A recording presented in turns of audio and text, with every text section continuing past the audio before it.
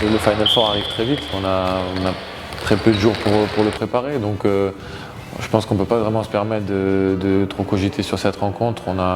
Comme je le disais, on n'a pas beaucoup de temps pour préparer cette demi-finale. Et je pense qu'en tant que groupe, on ne peut pas revenir vraiment sur ce match. Je pense qu'on a chacun individuellement à se refaire un peu le match, voir ce qui n'a pas été, ce qui peut être amélioré. Et par contre, avec le groupe, préparer vraiment la rencontre à venir, et parce que ça va être difficile.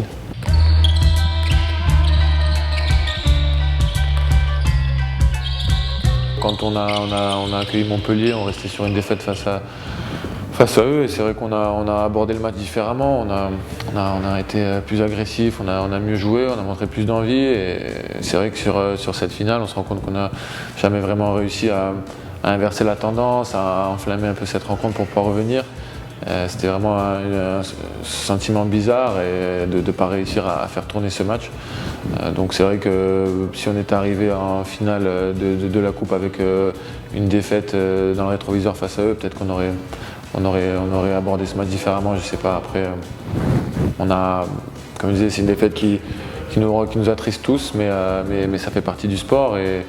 Et j'espère qu'on aura l'occasion l'année prochaine de se rattraper. Forcément que ça nous a tous fait un peu mal et peut-être un peu cogité, mais je pense qu'on a quand même un groupe qui a assez d'expérience pour pas tomber dans le piège de tout dramatiser, parce qu'au final, même s'il y a eu cette défaite, il y a eu des très bonnes choses avant, et notamment une très belle campagne en Coupe d'Europe, où on a vraiment mérité notre qualification au Final Four. Donc il ne faudrait pas se mettre plus de pression qu'il n'en faut, et je pense qu'on a malgré tout une très belle chose à jouer. On a quelque chose de beau à aller chercher, et avant tout ça, il faut aussi profiter de cet événement, parce que c'est vraiment la fête du hand, et c'est la première fois que le club y participe, donc faut pas qu'on oublie tout ça aussi.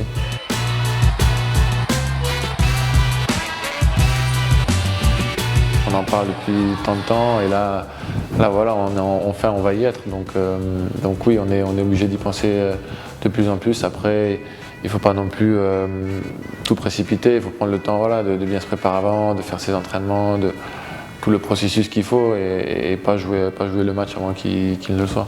Quoi qu'il arrive, il n'y a jamais de match facile là-bas, et voilà, ça sera du coup pour coup, et il faudra vraiment ne pas paniquer, rester concentré, et jouer surtout pendant 60 minutes, parce qu'il peut se passer beaucoup de choses.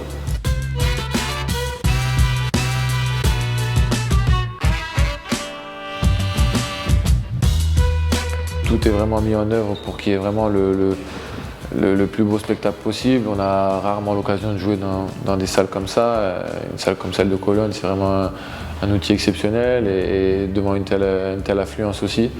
Mais c'est vrai que quand Nico m'en a parlé, c'est vrai qu'il a vraiment kiffé, entre guillemets, jouer ces Final Four. Donc je pense que c'est vraiment la Mecque du handball.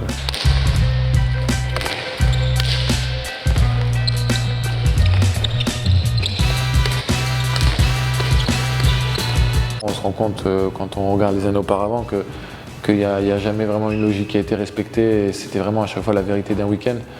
Mais en plus, quand on regarde le plateau, pour moi, toutes les équipes se valent, et toutes les équipes ont montré de très belles choses cette année. Donc non, pour moi, il n'y a pas de favori, et quand on regarde en plus, nous, ça sera notre première participation par rapport à toutes les autres qui ont déjà l'habitude de jouer ce genre d'événement. Donc de ce côté-là, elles ont un petit avantage sur nous, donc non, pour moi, il n'y a pas de favori. Ça aide un groupe de pouvoir vivre ce genre d'événement, et de déjà connaître, de déjà passer par là, et c'est le cas par exemple pour Kielce.